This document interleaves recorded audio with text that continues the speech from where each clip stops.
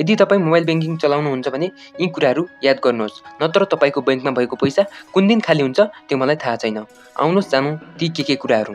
Number 1, सर्वप्रथम तपाईँ आफ्नो प्ले स्टोरमा जानुहोस् र प्रोफाइलमा क्लिक गरी माई एप्स एन्ड गेममा क्लिक गर्नुहोस् र नो हार्मफुल एप्स फाउन्डमा क्लिक गरेर स्क्यानमा क्लिक गर्नुहोस्। यसले तपाईँको मोबाइलमा भएको सम्पूर्ण एपहरूको बारेमा चेक गरेर जुन एपले तपाईँको डाटा लिक वा डेन्जर एप्स डाउनलोडहरू भएको छ भने त्यस्ता एपहरूलाई यसमा देखाउने गर्दछ।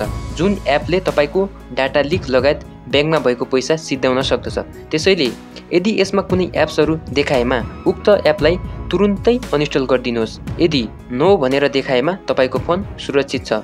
र अर्को कुरा, तपाईले कोड, भेरिफिकेसन कोड लगायतका विभिन्न अन्य प्रकारका ब्याङ्किङ कारोबारसँग सम्बन्धित कोडहरू तपाईले कसैलाई पनि सेयर नगर्नुहोला, चाहे त्यो बैङ्कको कर्मचारी किन नहोस्। यदि कुनै समस्या भएमा बैङ्कमा गएर मात्रै भन्नुहोला।